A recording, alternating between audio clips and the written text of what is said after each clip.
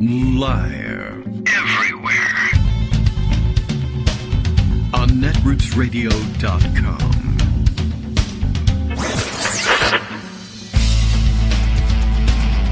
David Waldman. Kagro. In the morning. Now, here's David Waldman. Hey, good morning, everybody. How you doing? It's Monday again. It's Monday, December 12th, 2022, 12/12, for those of you keeping track of such things. Good morning. How you doing, everybody? Things in disarray, of course, and trying to shuffle the high schooler out the door. Looks like he's going to have to get a ride, at least to the bus stop. Bus is on its way a little bit early today. Scrambling around. Where's my jacket? Can't find anything. You know. That sort of things. Things moved over the weekend, and you know how that is. As I was getting set to come on the air, and so I was getting my thumbs up sound checks from Justice Putnam. He's thrown me a curveball here. How about this one? I missed this story entirely. Two journalists critical of Qatar, and there are several, I guess, have now died at the World Cup. Or I guess we're up to two is the total. I don't think the two of them died together, hand in hand, or anything like that. But, yeah, that's some mysterious and weird situation. Okay. And then, of course, also this other story, which I did see, thanks to the many people discussing it on Mastodon this morning and not Twitter. I don't know. Maybe we'll do a little more Twitter discussion here. My position is evolving a little bit here on this. But at any rate, sharing it all over Twitter as well, although I understand it was a little more difficult to share the video of it across Twitter, at least for a while. But I guess Elon Musk showed up at a Dave Chappelle comedy show, which is, I don't know if he's been reading the papers lately, but maybe not the place to rehabilitate yourself. But only, if you're a provocateur, that might be a place where you would go to try and rehabilitate yourself somehow. But, Chappelle, of course, in his own set of problems, but that's the set of problems that a right-wing provocateur might comfortably dive into. But it didn't work. It didn't work out. As it turns out, people were just there to hear funny stuff, which, Chappelle can still do, despite the fact that he's also gotten himself in, numerous problematic situations, let's say, by saying things that are mean and hurtful to people that it doesn't make any particular sense to be mean and hurtful to. But it's a popular sport to be mean to and hurt nonetheless among people who don't care about how other people feel. You know the types. At any rate, so he showed up at the comedy show, and I don't really know what the deal was supposed to be. I don't know what the deal is with any of these things, but it seems particularly strange that a, top-ranking comedian would say, you know what I think the audience would think was really great and entertaining? Let's just hear from, Elon Musk. And like, boy, oh boy, they all want to hear funny stuff or any stuff at all from the richest guy in the world. And, I think the show was in San Francisco, which, relatively liberal place. There's going to be people aware of both what Elon Musk is up to and what Dave Chappelle has been up to lately. But the show was nonetheless, I guess, probably sold out. Big crowd, and so lots of people willing to say, well, I'll hear what else Chappelle has to say. He's still a big, famous comedian, and maybe we'll go and shout things out at the stuff that's mean and hurtful to his punch-down targets. But I don't know. I mean, I guess people were willing to look past that and go to the show. But bringing Elon Musk on to do his shtick, I mean, the audience is, and they noted this in responding to what happened, he was booed very loudly by the audience when he was introduced. And it went on for some time. And then every time he tried to speak, why was he trying to speak? It's a Dave Chappelle comedy show. There's no Elon Musk comedy show thing, but it was literally like, it must have looked like the biggest sellout in the world. The richest guy in the world has, for some reason, convinced me, a comedian, to interrupt my set and have him get up with the microphone and speak. So he was booed very loudly. Chappelle noting that, you're in San Francisco, like half the audience could be people fired personally by Musk. So maybe not the most welcoming atmosphere. But I don't know. It seemed like a very strange thing to do. There's video. Apparently you weren't supposed to have cell phones there filming because it's a live performance and they charge money for you to get in, et cetera, et cetera. But somebody, of course, had snuck their phone in and got some video of it, put it on Twitter, and apparently it was taken down from Twitter initially. I don't know if they kept up with that policy, but at any rate, it's circulating elsewhere. I haven't seen it. I've seen that it's there, but I haven't actually played the video yet. Could be of some interest. You all might enjoy it. I don't know if it makes particularly good podcast fodder for the morning show kind of thing. It's a comedy show. Who knows what's going to get said. Anyway, I just thought that was odd. He continues to wreck the place. Over the weekend, I'm sure Greg will tell you about it too. Over the weekend, he decided to dive into the COVID denialism pool a little bit harder, I guess this time, and score big comedy points with a joke at the expense of the pronouns crowd. Now, my pronouns, you've probably seen the tweet by now. My pronouns are prosecute/Fauci. Which is two dumb jokes in one, and just, I don't know, it's pretty lame, pretty juvenile, but it clued a lot of people into where he is these days mentally, which is right where he said he was.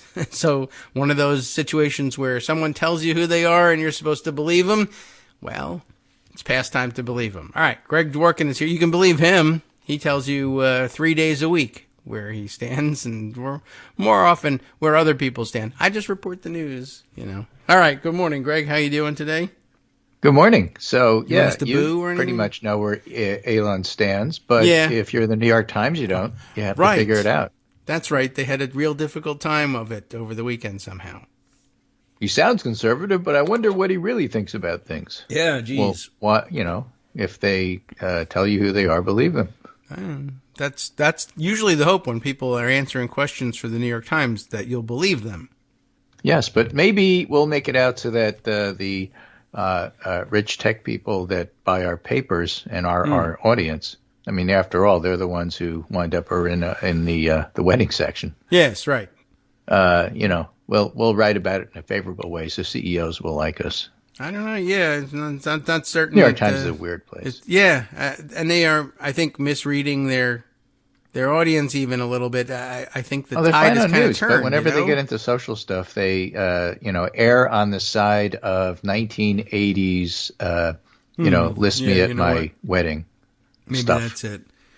All right. Well, Alex P. Keaton booed Elon Musk as well. Well, here's the story from Gizmodo.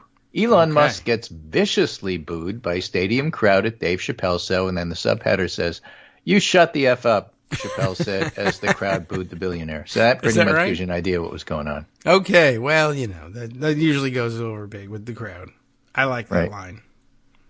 So all those people who were booing, and I'm just pointing out the obvious, you have terrible seats, Chappelle said, apparently trying to save Musk's dignity by calling the people who were booing poor. Oh, yeah. So that worked.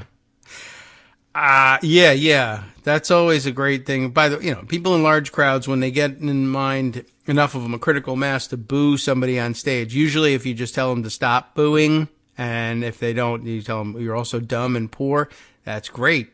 That usually stops everybody. Yeah. But, Chappelle's funny. He just is. He is. So even when he's a jerk, he's funny. He's a good comedian. So he looked over like many, he's weird. At Musk, who's getting booed, and he says his whole business model is F Earth. I'm leaving anyway. I mean, that's it. It's a good joke. It doesn't, alleviate all the problems, but it's not supposed to. Right. First comedy club on Mars, he said. Yeah, that's not really a super good joke, quite honestly. At the time, given what was going on, it was perfect. I guess. I don't know. Yeah, I mean, I like the right in context as he's getting booed. This is what happens at comedy clubs. Yeah. You may not know this, but when you're starting out, that's what happens. That is true, and you can. That's how you be hone your Don Rickles act. It doesn't. Yeah. Yeah. Well, so booing and comedy, there's a rich tradition, and you're rich, so here you go. And then it goes on to say the mood in the stadium definitely changed when Chappelle started to get hostile in defense of Musk. Why? I don't know why he would bother, but all right. So why would he bother? When you're talking about the richest man in the world, maybe he got paid for it. Yeah, I guess. It's the only thing I can think of. That's the best first guess. There's no There's no, I mean, I could see where, if you told me if he wanted to swear on a stack of Bibles and we cared about such things. I mean, why did Matt Taibbi and Barry Weiss debase themselves in an attempt well, to pretend that the Twitter files were important? I don't know. That Which is their vocation. An unmasking of the fact that Twitter said, you know what, we really need to have some moderation here. Yeah, pretty much. The whole weekend was kind of weird for Twitter news. That's true. That's a whole different direction. That they're really working on trying to sell this idea that they've uncovered these terrible, and now they're saying it rises to the level of crimes. Terrible crimes were committed at Twitter. So I bought it for $44 billion, but only because I wanted to prosecute the people who stand in the shoes of the criminals right now, which are me. But, hey, I'm sure everyone will see who's the good guy in all of this. And it must be the guy who's calling the former head of trust and safety a pedophile. That must be right. So Empty Wheel points out over the weekend, Twitter filtered, which is also known as censored, dun, dun, dun. Two links to this story showing that Hunter Biden dick pics that Matt Taibbi was so outraged about got taken down. The links did. Because they weren't just dick pics, they were actually part of a coordinated, inauthentic campaign against Hunter Biden. Oh. For real. Right. Well, I did. I saw her link to a Mother Jones piece. I put that in pocket in case we have time for it. But there, again, it's hard to believe that the crusade that Elon Musk and others are on at the moment, and like now you say Matt Taibbi and Barry Weiss from out of nowhere. In this one, I mean, this is just the sort of thing that she would stupidly insert herself into, but they're positive that the real crime here is covering up this story. Yeah. So, LOL GOP sums up the whole situation there pretty well. He refers to Marcy again. This piece by Empty Wheel nails it. Elon is pursuing the exact same agenda Trump and the House GOP will for the next 2 years. Mm-hmm. Yes, never discount the power of coordinated propaganda, but if the present is prologue, the Twitter files flop shows that pretty much only Trump-pilled trolls really care about this BS. It's going to be a hard sell, and I think that they could have eased into it a little bit better than with naked pictures of Hunter Biden, quite honestly. Well, no, that's, they can't. Well, because they can't that's wait. Who they are. Right. For the rest of us, it was like, well, I mean, that just shifted gears so hard that everybody was like, well, I recognize that work. That's right-wing trolls. Right. Exactly right. Oh, well. Anyway, today is 12/12. Wednesday is 12/14. Right. So I'm going to tell you today what I'm not talking about on Wednesday. All right. Oh, yes. Okay. I can guess. And on Wednesday, I will not be referring to or covering the Sandy Hook 10-year anniversary. It's very difficult to cover this. And it's interesting. Colin McEnroe, who is a humor columnist and a very acerbic and funny writer on local Connecticut stuff, actually had a very poignant piece that I think sums up the whole situation for us pretty well. And this is called Sandy Hook Grief, Almost Too Big and Too Sad to Ponder. Which I think is right. Yeah. Particularly for those local. On Monday, he said, I'll interview former Governor Dan Malloy. 10 years ago, it fell to him to tell the families of the 20 children and 6 grown-ups murdered in Sandy Hook they'd never see them again. On Tuesday, I'll interview Scarlett Lewis, whose 6-year-old boy, Jesse, was killed that day. As a matter of fact, that's the picture of Scarlett Lewis testifying to the government that I led with the pundit roundup. And then he goes on to add what I think we all feel. He said, I hate this so much. You could take this whole miserable anniversary and push it off the highest cliff and into the darkest air as far as I'm concerned. But if you did, it would come wafting back up through the black night and land at your feet. There's no getting rid of a thing like this, which is true. Still, he says, it almost feels too big and too sad to wear the banners and conventions of journalism. Sandy Hook 10 years later, we have a hell of a nerve packaging it up like that. And of course, that's what you'll see, and that's one of the reasons why I am not doing this on Wednesday. I can support that. We all know where your sympathies lie. There's no question about that. You got the pass from me and everybody else, I'm sure. Well, there'll be plenty. Well, of a little bit I is. do want to talk about, just to, remind people of where all this stuff comes from. But the alternative is, well, there isn't one. Failure to tell this story again and again is its own kind of crime. Yes, true.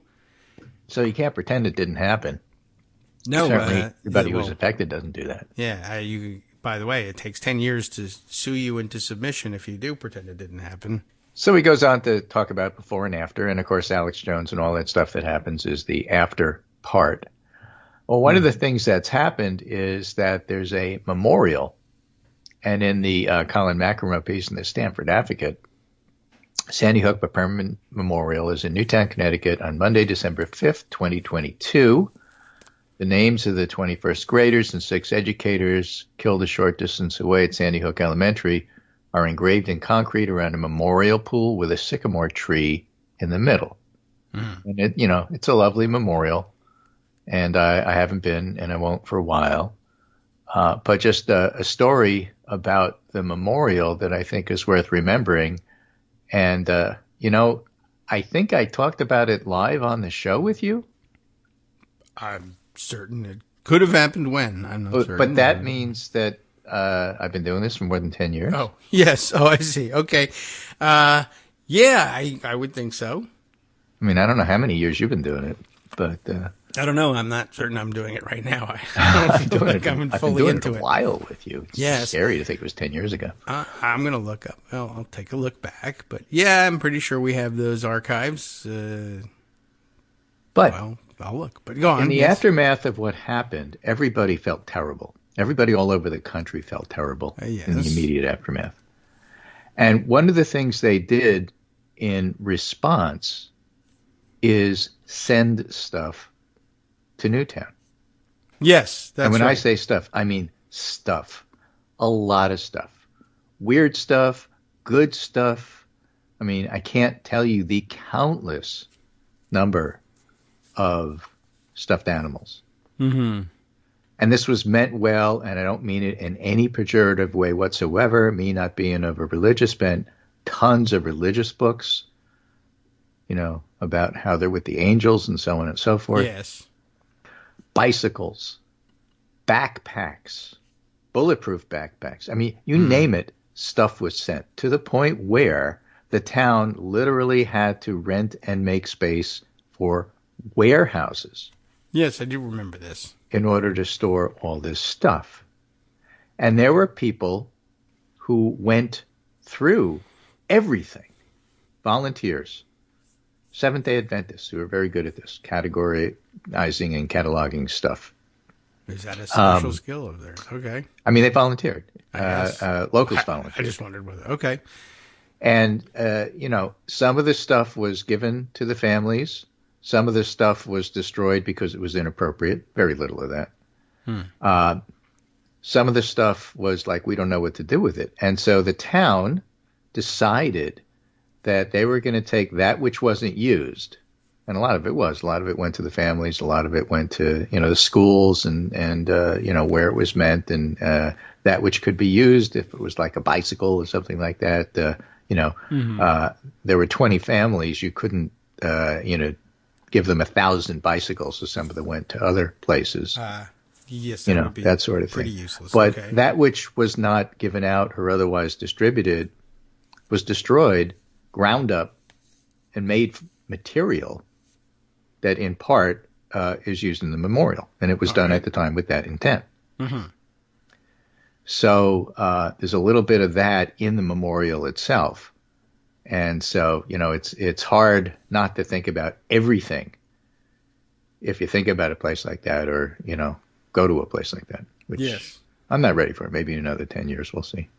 Well, I can imagine it would be very difficult, and that will be marked nonetheless. All the others will take care of it.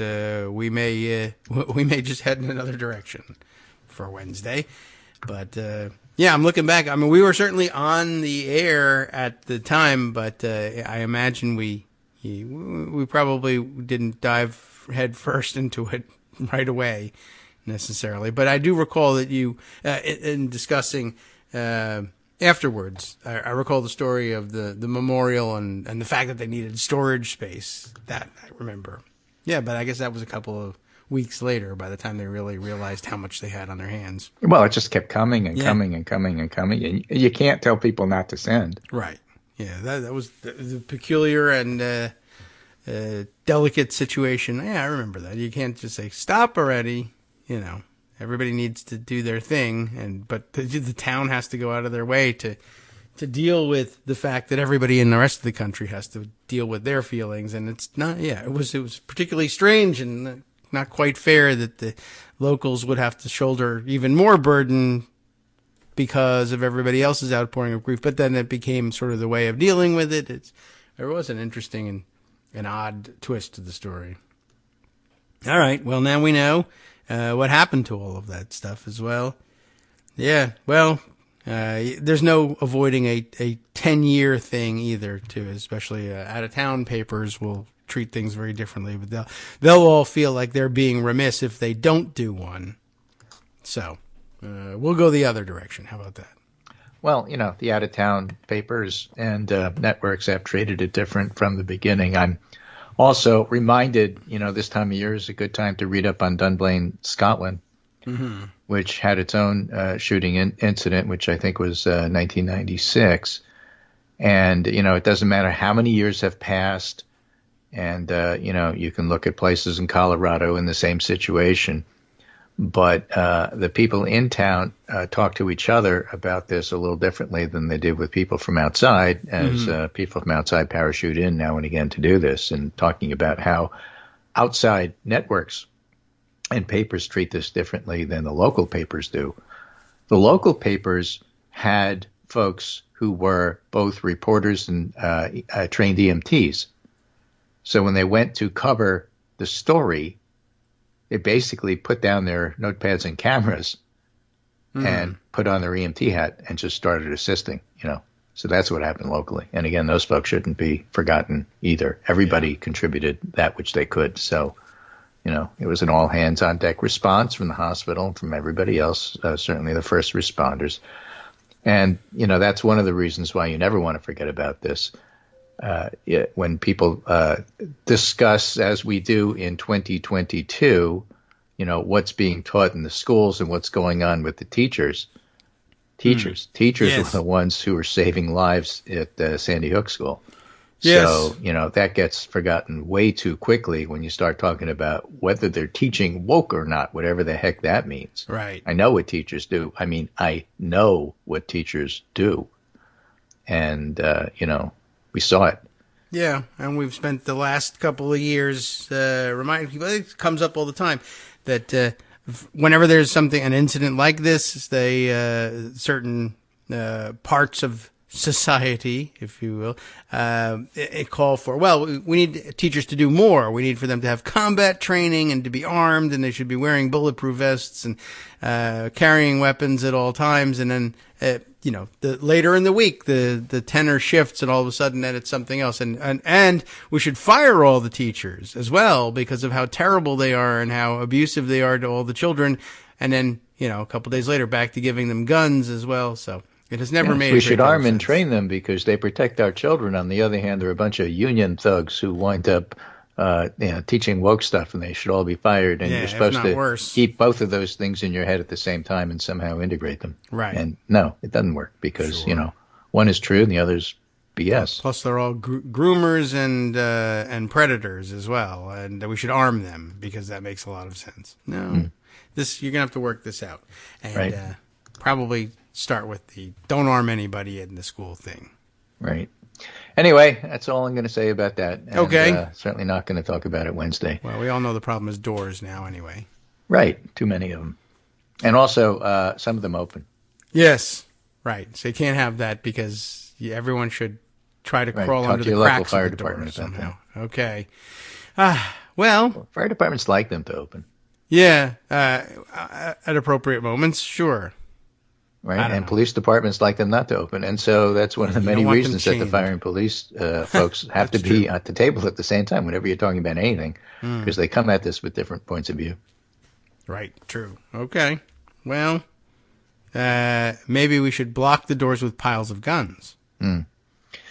So something else that's going to happen, but it's not going to happen until tomorrow, and it's a little weird, and so let's see what happens. A completely different topic. In fact, completely different topic. Can't. Elon Musk would like to set up a comedy club on Mars, or at least we would like him to.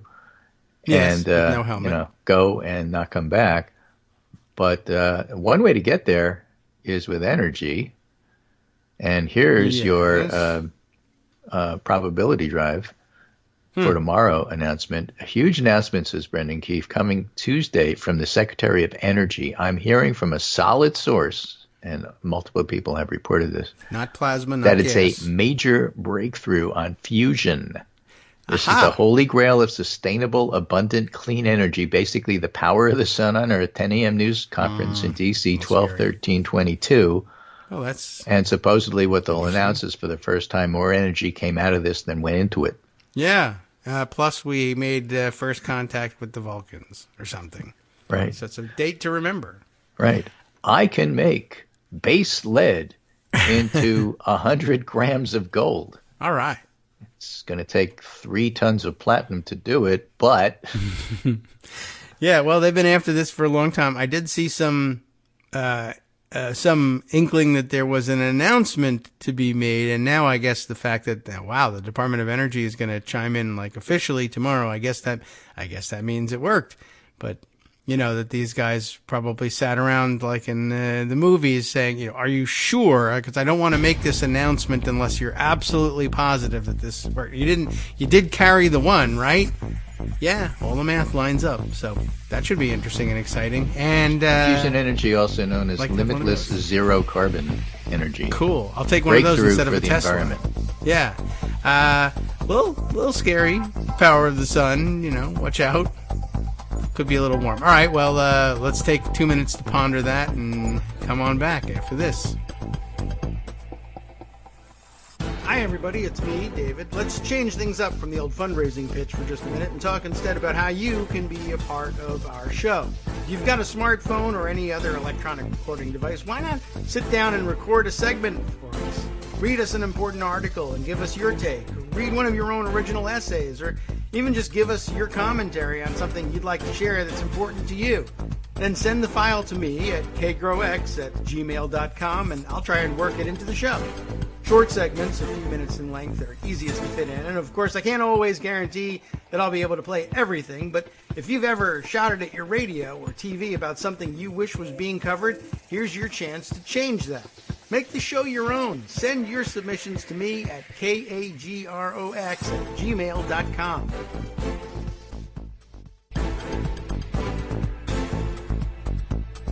All right, welcome back now to the Kagro in the Morning Show here on Netroots Radio. A little fusion to start the day. I run up against a lot of knowledge walls when it comes to talking about fusion, but I know they've been in pursuit of it for many years, and it's extremely hot. Well, fusion is when you take different cuisines and you blend them together, and it tastes delicious. That's how I understand it, right? Okay, now, fusion happens under high temperature and pressure, like the sun, or perhaps being on deadline for the Washington Post. Whereas cold fusion is trying to get fusion to occur under less extreme conditions, like using chemical reactions to do it. Mm-hmm. I remember. And cold fusion doesn't work. It's I don't think it was a scam, but it certainly was a misinterpretation of data. Cold fusion can't and doesn't happen. It's not real. Well, no but wonder actual fusion is real, but it takes. Israel. It's very real. Okay. That's a real thing. The sun works to do it, and right? So we're a decade away of making a commercial. So Elon Musk is not ready to buy the company and declare that he invented fusion yet. Right. No fusion he could, cars. I suppose. He's the world's richest man, so he could buy the sun, claim he invented the sun, but it would be just dumb. I don't know who you pay, but you pay everybody in crypto. He's got enough money. Yeah. Well, because if you pay everybody to agree with you, then who's going to say you don't? I guess that's true. That's right. If everybody gets enough money that they're willing to say it's true, then I guess that's it. You know Someone what he should will do? rebel. He should buy the Russia-Ukraine war since he likes to intervene in things.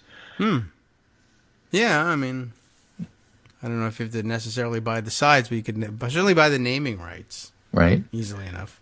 And then, he should sell it to, some game company. Yeah. They can make a video game out of it. It's So in any case, fusion coming, and then we'll see what happens after that, and that's sort of a big deal. Some other things I wanted to talk about today. Mondays are usually what we like to call a potpourri, yes. or dare I say it, Fusion. fusion of various and sundry themes. Right. Here's one from Natasha Korecki, NBC Okay. News. With an interesting twist on Dems in disarray, except they're not, so this is a Dems in array story. Yeah, that is weird. Republicans struggle in the Southwest as Latino voters stick with Democrats. Yes. All right. I mean, you think it's obvious, but people make so much of obvious things. Okay. The Democrats didn't win every single Latino voter in the last 9 elections, and therefore we don't know what's going to happen in this next one, but it's probably bad for Democrats because everything is. That's usually the story that they run with. This time, it's the GOP could potentially lose the Southwest for decades to come if it doesn't take a different tack with Latinos, one independent pollster in the region said. You mean different from get out of here, you Well, Latinos. listen, one expert said, and so, it's true because one expert said that and they're even That's quoting how it them. works. Yeah. And he Right? said, It belies the conventional narrative that Democrats are universally ceding Latino voters to the Republican Party, a storyline repeated throughout the run-up to the November 8th midterms. Not by us, but certainly people were saying that. People were presumably saying, people. right? Instead, Yeah, indicators many. show the GOP is in danger of losing Latino voters in this region, a prospect that could mean being boxed out of the Southwest for the long term. Now, there's other data that goes into this. I don't know if I have it handy, but more Republicans turned out in Maricopa County than Democrats, which is not surprising. There were more registered Republicans, followed by independents, followed by Democrats. That gets to, what to do with Kirsten Sinema, but the point is you win as a Democrat in Maricopa County and therefore Arizona by getting Republicans to vote for you. And if you want to get Republicans to vote for you, you're going to run a very different candidate than you would if you think it's a base election and you just want your Democrats to turn out. That's just a fact. I mean, Now, what you do with that, everybody has a different strategy for what works best, how you properly balance, how you not ignore your base, et cetera, et cetera, et cetera. But those are the basic facts, and that structure sets the argument about how to do it best. I guess so. The Southwest was once deep red territory, this piece says, but Republicans are struggling to regain their grip. It's in part because they've alienated Latinos by taking more hardline stances, including on immigration, according to Simon Rosenberg, whose name you've heard a lot since he predicted we'd do well, and we did. He was part of the party's early team that helped develop modern strategies for reaching Latino voters. Rosenberg said the Southwest today is a far cry from what it once was under George W. Bush. This was once hostile terrain. Over the last 20 years, the Republican position has significantly deteriorated in the Southwest, and that's indisputable. Speaking about Sandy Hook being 10 years ago, sort of scary to think that using George W. Bush as any political reference point, you need to add, oh, by the way, that was 20 years ago. Yeah. Quite a ways. Which is something they should add every time Rick Santorum comes on TV. But Exactly right. Take the once reliably red Arizona. Before 2018, both U.S. Senate seats and every statewide office holder was Republican. Today, Democrats have won both Senate seats, the governor's mansion. Something hasn't happened in more than 70 years, said Mike Noble, independent pollster who's done extensive research in the Southwest region. Noble's a very good pollster, knows the area quite well. Okay. GOP could potentially, he leans right, but that's okay. He's an honest guy. GOP could potentially lose the Southwest for decades to come if they don't position themselves better among Hispanics and Latinos. Republicans are in a critical time right now where they need to decide which route they're going. Are they going the route of MAGA, or are they going to go the route of that old Goldwater traditional conservative, business-minded approach that really left them winning? In other words, John McCain Republican. Okay. Moderate stance on immigration, push for reforms, as holding a winning formula that's escaping Republicans running for office today. And, Yes. again, if you're thinking about Sinema and where she positions herself, the idea that Sinema's going to win a bunch of regular Arizona Republicans who elected Blake Masters is silly. But Masters and people like him, Carrie Lake, Kelly Ward, who runs the party right now, who is being. I saw somebody suggest that Kelly Ward should be a compromise candidate for the position of running the GOP, the party leader. The Romney McDaniel The figure. national. Wow. Because you have to take No. McDaniel's incompetence and mix it with Doug Mastriano's extremism, Fusion. and Kelly Ward brings both. Yeah. She's both extreme and incompetent, so the obvious compromise person. Right. I think it was is said she willing to in relocate? terms of Mike Lindell throwing his hat in the ring to be the chief.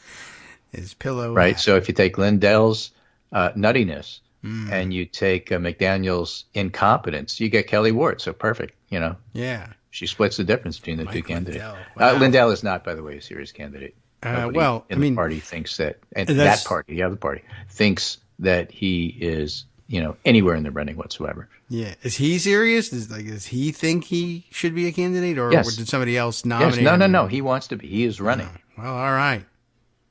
So McDaniel will be the next candidate unless Trump says, no, I don't want her. But she's awful, and so that's okay with us. All right. Anyway, back to Latino vote in Southwest. yes, right. One analysis by Equus Research, which looks at Latino voting patterns, saw solid support for Democrats in places like Nevada and Arizona. The fact that there was solid support in Nevada is just jaw-dropping remarkable. Because if the pandemic economic issues hit anywhere harder than Las Vegas, I don't know where. Oh, yeah. I mean, in a pandemic, you don't travel. And, if Culinary and the other folks who are dependent upon tourism, are going to get hit hard by a pandemic, you're going to, in general, blame the person who's in power. Well, at the time, it was the Republicans, but at the time of this past election, it happened to be Democrats. And that's why it was just so surprising they did as well as they did. Now, in Philadelphia, Democratic Senator-elect John Fetterman outperformed Biden's 2020 results with Latinos. And we just talked about the fact that they did well in Arizona, and they did better than expected in Nevada. Florida, of course, was another story. DeSantis won re-election, handily carrying the Latino vote, including 68% of Cuban Americans. So an overarching story that emerged from this election is that the voters had different stories depending upon where you are in the country. Imagine that. Mark Hugo Lopez, director of race and ethnicity at Pew Research, said of Latinos, there's many local stories here to tell about Latino voters, and the national numbers mask them. So all politics is local. All Latinos, Hispanics are not built the same. They're not one person. They all are. They don't necessarily see themselves as people of color, however you like to classify them. All right. And that, complicates how you approach trying to convince them to vote for you and how they are perceived. And, of course, the whole idea about persuasion versus turnout, if you're talking about Latinos, all of a sudden, oh, yeah, persuasion, of course, persuasion. Whereas somehow, for some reason, everybody else, it's, that's the second thought. The first thought is turnout. Not for Latinos. Okay. Yeah, And, it's a remarkable my story. argument should be that should be the same for everybody. Everybody should be treated with equal dignity, and everybody should be persuaded. And then, of course, turn out the ones who you already persuaded.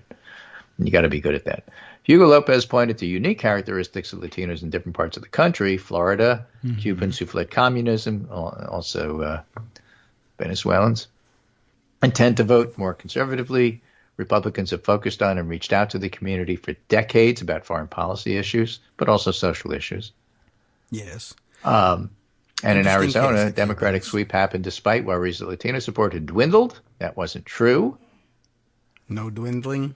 Chuck Coughlin, a GOP pollster in Arizona, blamed the dominance of MAGA Republicans on the ballot, saying candidates such as Carrie Lake, who lost her gubernatorial race, campaigned on exclusionary ideals Latino voters rejected. And Ron Brownstein elsewhere has made this case. There's actually and Greg Sargent as well, there is a relatively strong and robust anti-Trump coalition. It still exists and will come out for elections as soon as or whenever they see democracy threatened. All right. So that's a message that Republicans haven't gotten. And every time they ignore it and they run another election trying to say, no, we're going to just go down and triple down and quadruple down and quintuple down, and they lose. Yeah. Because what they're doing is they're driving that coalition to the polls. So that's why, the idea of Trump running doesn't bother me. Sure, he could win the Republican nomination. He's a spent force because that won't help him in the general election whatsoever. I certainly. And I'm still not sure he's going to win the nomination, but we'll see. That would also be great. That would be the best solution. Although, I wonder about what we would get instead. Of course, everybody would worry about that. But it would be, I think, best for everybody if Trump is handed a loss and everybody sees it, and that may be the end of it for him, and I would like for him to end on a down note, and then that's maybe the sort of thing he won't come back to. He's having a good time playing golf. Why are you bothering with this? Well, maybe Glenn Youngkin will run, and everybody will see that, we're a moderate party. So, again, Chuck Coughlin made it pretty simple. It's about telling you you're not accepted. Literally, it's like Carrie Lake throwing McCain Republicans out of the room. Well, she got her wish. Yeah. Without a change in direction, Republicans are going to continue to lose. It is as simple as that. Why everybody doesn't see it, I don't know. Usually you have to lose a couple elections before you see it. They're not seeing it. And we know for a fact, this isn't even conjecture, it's not wishful thinking, that there are plenty of Republicans who are willing to say, well, Trumpism isn't good and we really shouldn't go that way. But it's also very clear that when they say that, what they are really saying is we can't win elections if we do that. We have to not say the quiet part out loud. Yeah. It's not like we're upset by what Trump thinks or feels or stands for. Yeah. We're very upset by the fact that apparently he doesn't win elections. And this bothers us tremendously, right. So we have to take a different direction. So when you go to the diners and he lies, cheats, steals. He's an insurrectionist. He's a seditionist. He hates America, and he wants to suspend or terminate the Constitution. Well, yeah, but that's not the point. The point is he doesn't win. That's the real issue. Right, and if you go to the diners and people tell you, well, I like him because he says what I'm thinking, well, that's the problem. Do you like that he loses? Don't say the what you're follow thinking. Up with that question, and even if they don't get the answer they're looking for, tell people that you got to consider that too. Yeah, I don't know. You think you? Well, I don't want to teach them to be able to convince the rank and file voters that they should want results.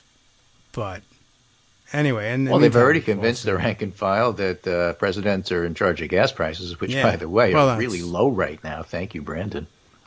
He did that. Yeah. Okay. They're like $2.30. Really? In some places. I'm coming to Connecticut. Is that the case in Connecticut? I don't know. I think it's a little more here. But this is just left Sam's Club in Joplin, Missouri. Okay. Member price gasoline, unleaded, $2.36. I don't know what Premium. It is. Price Club here. Wow. $2.86. Yeah. See, I was excited because we have some sort of, 15% ethanol thing that they sell only at the Sheets around here. And it's low, but it's $3.04. Well, average gas prices have declined 86 cents in the last 30 days in California. Indiana and Michigan are down 85 cents in the last 30 days. Wisconsin, 84. Illinois, 76. Oregon, 74. They didn't include Virginia, so I don't know what's going on there. All I know is we have COVID and high gas prices. I blame Youngkin. So let me give you a centrist view. Oh. Not mine. I blame Youngkin. Is that a moderating Brian right there? Rosewald is The World According to Brian has a Substack. Oh. I like Brian. He's pretty good. And he's right more often than not because he's left more often than right. So I like him. Kirsten Sinema left the Democratic Party, what it means and why it happened. Oh, now we got to find out. All right. right? So Sinema bears some responsibility for her own predicament, Cinema Bear. of course. But he said, why did this happen, though? This won't be popular with some people, but the left has treated Sinema shabbily. Her willingness to poke the base in the eye has made her enemy number one, despite basically being a fairly conventional liberal and one who's actually achieved stuff. Pro-choice, pro-LGBTQ rights, voted to convict Donald Trump in 2 impeachment trials, voted for Biden's judges, supports universal paid leave, on and on and on down the list, voted with Biden 93% of the time, more than Tester, Manchin, both Democratic senators in Nevada, Manchin, or Tester, and left-wing independent Bernie Sanders. And there's a chasm of 25 points between how often Sinema votes with Biden and any Republican. Well, that's always good to point out. And right. She was also a crucial player in negotiating not only bipartisan infrastructure deal, but also the first meaningful gun control bill passed in 2 decades and the Respect for Marriage Act, historical civil rights achievement. She's even trying to negotiate a bipartisan immigration bill right now, which if it passes would be a massive win, given that the Senate's tried and failed to address immigration for 16 years now.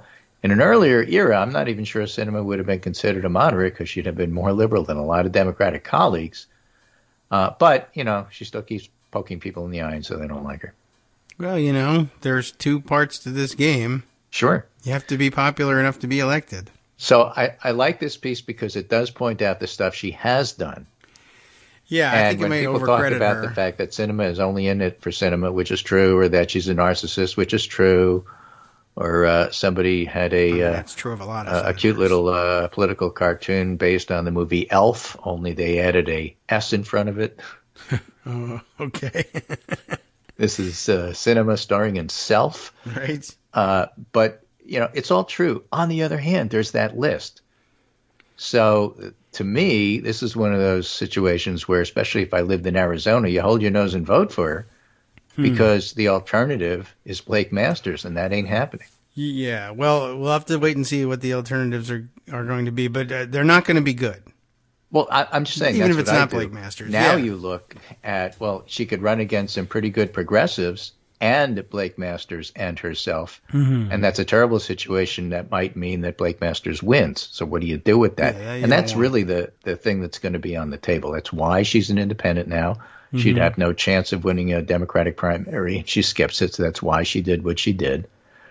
And there's no question that it's all about herself. And when you're a politician, your first job is getting reelected. Everything else is secondary. Mm-hmm. And I mean everything else. And, so that's what this is entirely about. I just think it's very clear-eyed about what's going on here. And I can dislike her and like that she's not with the Democratic Party anymore because she never really was. And that's all fine. And still recognize the stuff she actually has accomplished, which is a lot more than a lot of other senators have in a very short period of time because she hasn't been there that long.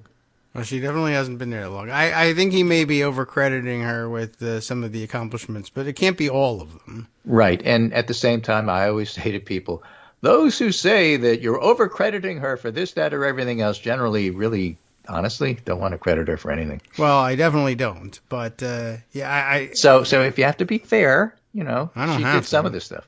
Yes. I think and you know what, the most convincing stuff to me is, nobody has these feelings about John Tester. Everybody loves John Tester. We may not agree with him all the time, but everyone just loves his attitude and approach to the job. And if she votes more consistently with, I guess if the measure is with Biden, whatever that's supposed to mean, the numbers are the numbers. Presumably with the party. Yeah. The numbers are the numbers, and you can't deny that, and that's important. And as angry as she may make you, if she's there 93% of the time, that's something significant. And if you also say, and she's there more than that other person that you actually have generally good feelings about, John Tester, no surprise about Manchin, but Tester, I think it was a great point.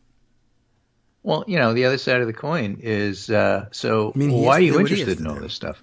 Why am I? Is it policy or politics? Because if it's policy, yes, I see what you mean. Okay, she's there, right? You can't deny that the vote she's is not. there. And if politics is only there for policy, suck up the politics and get the policy done. I guess so. Yeah, and most people don't do that; they do it the other way. Yeah. Well, it's because they get poked in the eye so often. Right. And you get somebody who poked says, in the eye hurts. yeah, right. I mean, and there's no reason for it, too. If you're standing there saying, I'm with you 93% of the time, but I'm going to F poke you in the off, same eye, which I'm is leaving. the same eye that still is sore. Yeah. It's going to hurt even more. Right. But by the same token, I suppose the lesson should be applied, should be absorbed by someone in her position, too, and say, if you actually do care about these principles and you do care about the policy end of it, you might work on the politics side of it a little bit too. Why is it that somebody who so consistently delivers for this coalition is so at odds with the coalition over what exactly? What is this personal peeve? Shouldn't you be putting something aside, maybe? Right. And he also makes the point why ranked choice or instant runoff voting would be so good. That would take care of the whole problem. I guess now, the odds of that happening in Arizona, 0. Yeah, well, and they can't even agree that the elections that they have now are fair and legitimate if you take seriously, say, for instance, Kari Lake's latest lawsuit, which you shouldn't, but it's there. And then one last look, again, looking back at the election that we just had, not just the election to come with Sinema.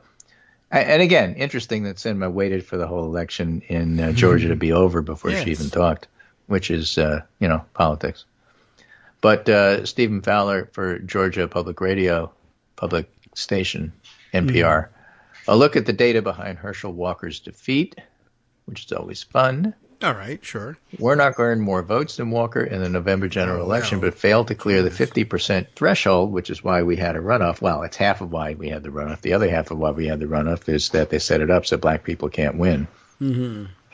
That was deliberate and by the statement of the person who set it up, so I'm not exaggerating. A complete picture of who did show up for the runoff and who didn't and where won't come until counties finish updating the voter history file that tracks who was credited for voting and if they voted on runoff election day or if they voted early. But a look at the county level results from Tuesday's runoff sheds light on how Walker became the only statewide Republican candidate to lose in the midterm election. The record-setting early in-person vote saw Warnock open up nearly a 270,000 vote lead before December 6th. Okay. And when you include mail-in absentee ballots, he actually went in with a 321,000 vote lead. That is large. The margin held even as an equally record-setting election day saw 1.6 million people cast ballots, which Walker won by 225,000 votes.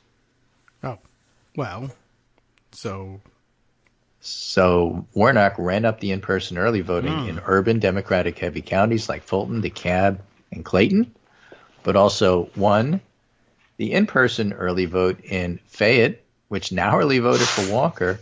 No. Warnock almost flipped Fayette. It was like 49-48 or something like that. Okay.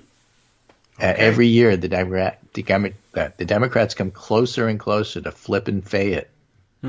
They flipped some of the others. They did it in Cobb. They did it in other places. They've done Gwinnett. But they haven't done Fayette yet, but they're almost there. And 4 other Republican counties in middle and southwest Georgia. It's only northwest Georgia, which is Marjorie Taylor Greene territory, the part closer to Tennessee, that Walker did better than he did in the general. Now, Republicans and Walker didn't aggressively promote voting before the runoff, and some of them are making noise about, we have to go back and really reconsider this, which won't happen if Trump keeps saying don't do it. Yeah, because Trump's whole shtick is, I don't care whether I win or lose. What I need to do is set up the red mirage so that I'm ahead on election day. This is a strategy. Yeah. And it works for me because it allows me to raise money. But you can't win. That's not what I'm trying to do. I'm trying to raise money. Yeah. So it works for me. And my whole strategy is to make people vote for Democrats on votes that'll be counted after election day votes. So it'll appear that Republicans are ahead, then Democrats come from behind to win, and then I get to say fraud, and that's my thing. Don't take that away from me. So he's going to have a fight with the Republican Party over that. Republicans who are tired of losing aren't going to buy into that, and that's why I say he's in some ways a spent force, even if he does win the nomination. Ultimately, says this piece, Walker was the worst statewide Republican candidate in Georgia this year, and one might argue any year, from both a statistical perspective and from a campaign perspective. Georgia's battleground status, I'm sure there were worse candidates from a statistical point of view, but from a candidate point of view, he's the worst. Oh, yeah. Georgia's battleground status saw voters reward Warnock's more moderate message, while Walker's base focus approach led to sizable support among older white Republicans in rural areas, but demonstrated the electoral shortcomings of such a strategy. So in other words, yes, you can turn out your base Republicans, and if you do that, you'll turn out ours, and then we win the moderates on persuasion. That's our strategy. It works. Keep doing it. If you can't stop the run up the middle, guess what? We're going to keep running up the middle. Guess so. Murdery Trader is fairly certain that she could have won it for him if she had been involved in the campaign. If they had brought her on to She's right speak that she would have statewide. run up the margin even higher in rural Georgia, and instead Maybe. of winning by 15 votes, he would have won by 20. Yeah, there's just not that many Which votes. wouldn't match Atlanta, but hey, it's something. Yeah. Well, all she had to do is, like her own campaign, get out there and threaten people to that they'd be shot if they didn't turn out as she expected them to. And then, If they did that, yeah, she may well be right that she could get more votes for Walker than Walker got. yeah, maybe. What she's wrong about is that she doubled the amount of votes that Warnock got. And that's the whole point here. Yeah, well, I don't know. It's keeping her angry and agitated, so like that's her fuel. Yeah, So- well, that's what she does. But Yeah. that's what Trump does, and it keeps losing elections for them. I'm okay with that. I guess so. I mean, I would trade nerve-wracking, off but winning both senators from Georgia for having Marjorie Taylor Greene in Congress. yes. Although we say that now, not having seen her as a force in the majority, but still 2 seats in the Senate. That's pretty valuable. We'll see how she spends In her the time. end, and this will happen to Trump too. Booker, Dano. You go All right. too far. FAFO.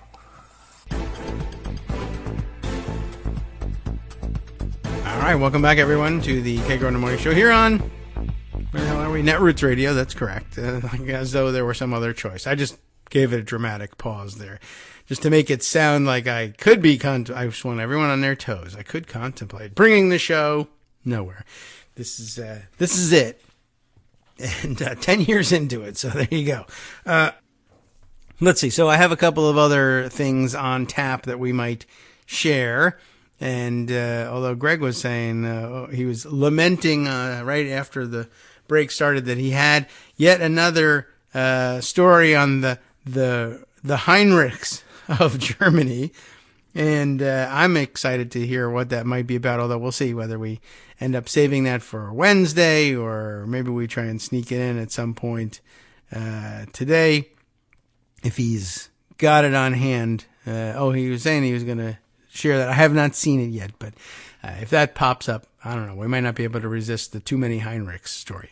Anyway, I mentioned earlier, or Greg mentioned, and I named the source of the story that created some Twitter type controversy over the weekend. I mentioned that there was a Mother Jones story about this, and I think maybe we ought to spend a little bit of time on it because it's getting complicated over there, and it's a dumb story, but you know how we like to be able to stay on top of what right-wing lunatics are talking about, and sometimes it's not even a great idea. Sometimes it's best to just let them sound as crazy as possible in isolation and for nobody to understand what they're talking about. But I worry that if we're not following, we may miss an opportunity to, pounce and do something to finish off somebody along the way.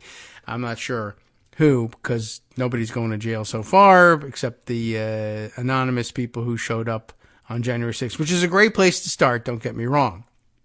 Anyway, yes, so we didn't get to talk about Murdery Trader Green's latest gobbledygook from over the weekend, which was, I don't know, she was appearing somewhere and she said something dumb like, if Steve Bannon and I, for that matter, had been involved in planning the insurrection. There's more to it, but basically, her statement was if she had been involved with and Bannon had been involved in planning the insurrection, 1, we would have been armed, and 2, we would have won, which is, not what you're supposed to say. It's quiet part out loud stuff. It's yada yada. And of course, it's also wrong. I mean, she was and he was involved in plotting it, and that's why it was such a dangerous thing. And you tell me what in the world was Marjorie or Murdery Trader Green doing meeting in the White House on January or in late December and earlier January even than January 6th. In fact, earlier than January 3rd, which is to say before she was actually sworn in as a member of Congress. She's the most junior member of Congress there is. So junior that she's not even a member of Congress yet. She's in White House meetings post-election and pre-insurrection. So what's she doing there? She's not there to work on policy. She's there to help plan the insurrection. So she did help plan the insurrection, and she still lost. Whether or not she was armed personally, I don't know, but there, of course, were armed people there, and they had stockpiles of guns waiting nearby, and that's why Stuart Rhodes and others are now stand convicted of seditious conspiracy. So she did plan it. They were armed. They did lose. But, if you were looking for Murdery Trader Green to say something truthful or sensible, you're still going to be waiting. However, we have this more organized thinking about the subject from Dan Friedman, writing over at Mother Jones under the title of "We Found the Guys Behind the Hunter Biden Porn That Elon Musk Won't Shut Up About." So in addition to the weekend screaming about if only we had done this and if only we had planned things and if Bannon had been involved, then we would have won. This it seems unconnected from the headline I just read you, except that, as it turns out, Steve Bannon is in both stories. Not only would they totally have won if Bannon was planning the insurrection, which he was planning, but also that story that you don't quite understand about why is Elon Musk screaming about something. Why was it a bad thing for Twitter to block naked pictures of Hunter Biden from their system? We're not really sure why. Republicans ordinarily would prefer that or profess to prefer blocking that kind of thing, but this time they want to see it because it's embarrassing to Joe Biden, I guess, and da-da-da-da-da. But as it turns out, one of the people trying to drive this thing, and one of the reasons why, as Greg had noted, it's been declared, well, this is a right-wing operation. They're trying to disseminate this material in order to, well, at that point, they thought they would win the election with it. Then they were mad that they didn't get to win the election with it, so now they're pretending that it was a big scandal that this stuff was blocked. Who's behind this? Just as who was, the same answer is the same as to who's behind the insurrection, Steve Bannon. So, here we go. He says, "We found the guys behind the Hunter Biden porn that Elon Musk won't shut up about. This is not a First Amendment thing," says the subheader. This is the guise under which Elon is trying to sell the stuff. I have freedom of speech, and Twitter blocked people's freedom of speech. They wanted to speak about Hunter Biden's naked pictures, and they wouldn't let them. Well, that's a pretty tenuous claim. On the evening, it begins, of October 24th, 2020. Think back, October 24th, 2020. A guy who goes by the name of Wen Yang tweeted a picture of Hunter Biden. Hunter was facing a mirror in what looked like a hotel room with, well, everyone loves reading this stuff early in the morning about Hunter Biden, with his penis exposed. I mean, everybody kind of knows what we're talking about already, right? It's kind of uncomfortable to think about in general. And, well, I don't know. I've always found it kind of uncomfortable to talk about in general. The idea of people like saying, "I'm going to take pictures of myself this way with my phone." It seems like you're courting disaster, quite honestly. And you probably shouldn't. And I know you want very badly for other people to see what you look like, but that's something you can do in privacy with them once you meet them. But okay, You're using the internet to meet them. I don't approve, but what can you do?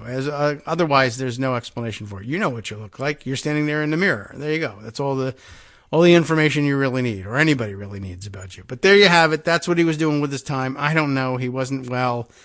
But lots of relatively healthy people do this too, and I can't really figure out why. It's not my thing, but there it is. So, October 2020. So it's but pretty late in October. October 24th, 2020. And honestly, with all the early voting that goes on in the world these days, that's too late. You were never going to win with that as your October surprise, quite honestly. Even if you had done it in September, you probably wouldn't win with that as your October surprise. But because it's just a bad surprise, generally, on a number of levels. But October 24th, no.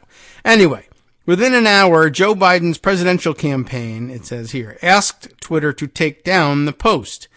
We know this because journalist, or supposedly journalist, Empty Wheel differs about whether or not he should be able to claim that label, Matt Taibbi, using documents that Twitter owner Elon Musk provided to him, has been tweeting out internal communications between Twitter executives who, at the time, were discussing how to deal with material from Hunter's laptop. Wen Yang's tweet is the third of 5 listed in a screenshot of an email from one Twitter staffer to another. Move to review from the Biden team. Well, the Biden team, somehow it says more to review. More to review from the Biden team, the email said. Handled these, a Twitter employee responded a few hours later. Now that's supposed to be the big scandal. Handled, that's a euphemism for got rid of, buried, covered up, something. And so therefore Twitter unfairly, yada, yada. Of course, it's not a government actor, so there's really not a whole lot of First Amendment involvement there, but, I don't know what to tell you. They just think of it that way. This free speech says you should be able to publish these things. As it turns out, Twitter used to attempt to have a policy against, really their policy against revenge porn. The idea of of publishing without that person's permission, stolen photos of them, naked or otherwise, really, is supposed to be against Twitter rules. And I think the whole flap here is about, sometimes the rules get skirted and sometimes they don't. Sometimes they're applied, sometimes they aren't. It's uneven application. We think it was applied in favor of liberals and against conservatives. And I'm sure it is applied unevenly because, they can't catch everything. But that's just sort of, that's the reality of things.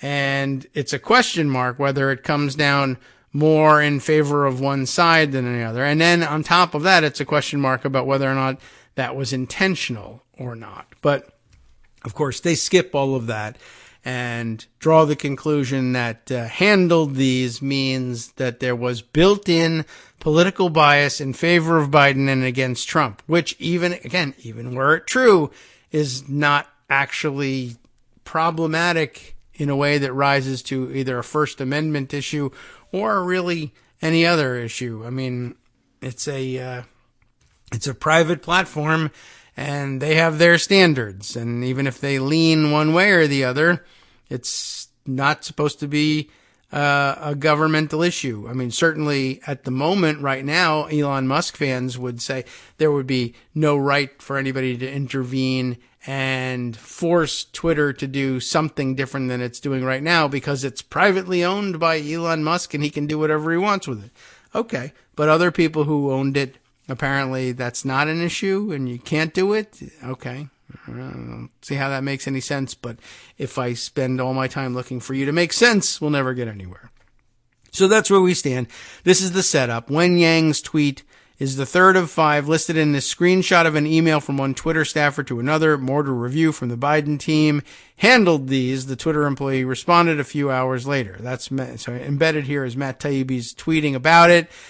It's part of email or a Twitter thread. Number 7 in the series here is where we begin. Slowly over time, Twitter staff and executives began to find more and more uses for these tools. Outsiders began petitioning the company to manipulate speech as well. First a little, then more often, then constantly, until number 8 here says by 2020, requests from connected actors to delete tweets were routine.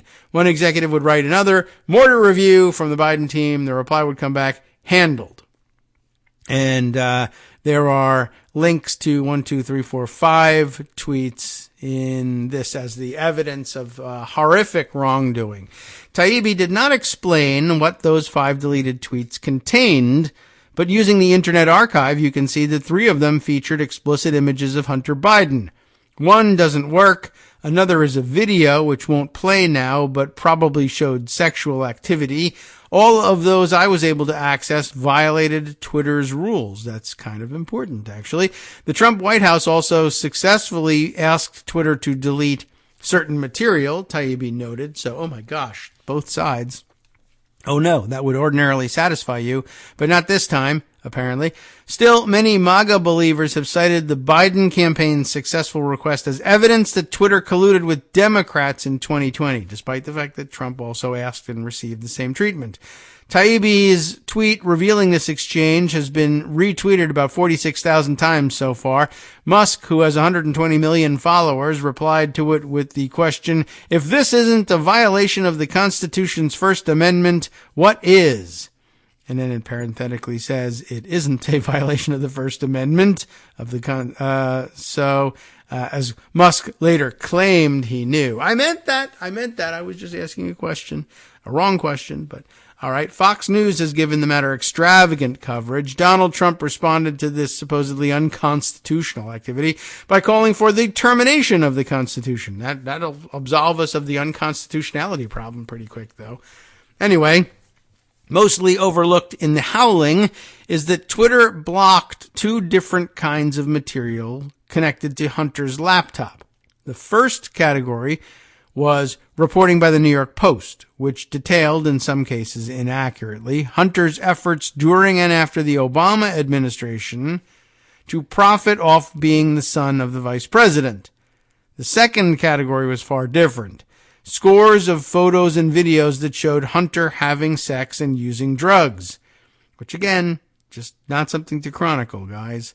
Anyway, Twitter's decision to suppress reporting on Hunter's business efforts was purportedly based on suspicions that the stories relied on documents that might have been hacked by Russians, the precise scenario that occurred in 2016, and that those documents might include forgeries mixed with real material, a tactic Russian agents reportedly tried in France in 2017, but those fears were not borne out. In retrospect, as former Twitter CEO Jack Dorsey later acknowledged, the decision to block the Post story appears to have been a serious misstep. Okay, so that's important to know. But Taibbi, Musk, and company seem to have focused a lot of their fire on Twitter's suppression of Hunter's dick pics, as they love to call them, and similar stuff. So here they actually have on the other side of the equation, Twitter CEO and other officials saying, yeah, we actually misjudged how to handle that one and we handled it wrongly. Based on the idea that we thought that this might be a Russian hacked documents propaganda ploy, we suppressed, at least initially, the New York Post story that was claiming that he was looking to profit off of his relationship with his, being related to the vice president at the time. And that appears to, I guess, have been a more real story than we thought it was, and we shouldn't have suppressed it. Although at the time, they were kind of, I think, flying by the seat of their pants, panicking and wondering about, are we just, if we're overcautious and blow another election here, what good will that do anybody? Whereas if we take things slow, the fact is the New York Post has reported it. It is out there. We don't have to disseminate it if we don't think the story is strong enough to stand on its own. Like another newsroom could easily make this decision. We're not going to run with this story until it's better sourced or better authenticated. And Twitter can obviously take the same approach, but you could criticize them for that. But Taibbi isn't going to use that one. He's going to use the other one for some reason. Taibbi, Musk, and company seem to have focused a lot of their fire on the pictures, of course, and the currently accessible tweets cited in the email that elicited Musk's First Amendment comment were about sex, not political corruption. All that is revealed by the emails in that screenshot is Twitter following its own terms of service. Non-consensual pictures of people's junk are not protected speech. As Jeffrey Lebowski once told Walter Sobchak, this is not a First Amendment thing, man. Okay. Well, we don't love all references necessarily, but okay. Asked about this, Taibbi argued the Biden campaign's direct line of access to Twitter honchos mattered more than the specifics of the material they got removed. Do you really think just any person can pick up the phone, dial a Twitter exec, and instantly get their dick pics taken off Twitter? He told Mother Jones in an email. Not just anybody, but probably a lot of people. And really, honestly, it should be just about anybody because, honestly, who wants those pictures? I mean, some people clearly want them, but, well, those people don't, then it's their, pictures, let's say. So, I don't know. Anyway, Taibbi also said that the tweets Twitter removed weren't all explicit. They included a Gateway Pundit article that had pics of Hunter smoking crack and merely a warning labeled link to Hunter porn, he said. That particular tweet doesn't appear to be cited in correspondence that he published. So, that's kind of an issue for evidence-based reporters, I would think. But let's look at who was posting those pics in the first place. The third tweet cited in Taibbi's screenshot, the Internet Archive shows, came from an account that features a logo and a slogan indicating the user is a member of New Federal State of China. I'm not familiar, but the NFSC is an organization set up in 2020 by Steve Bannon and Guo Wenyi, you know that guy, an exiled Chinese mogul who has aggressively promoted false claims about COVID vaccines and the 2020 election, and on whose yacht Steve Bannon was eventually arrested in his fraudulent plot with raising money for building of a wall. But anyway, never mind all that. I'm just letting you know.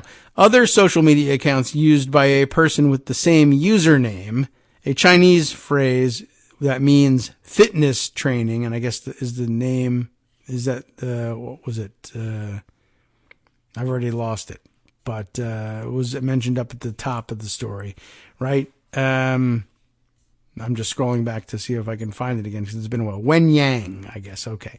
So I guess Wen Yang, that's the username that is a Chinese phrase meaning fitness training. Anyway, other social media accounts used by a person with that name, along with the same avatar, indicate the user is a member of a group of Guo supporters based on Long Island.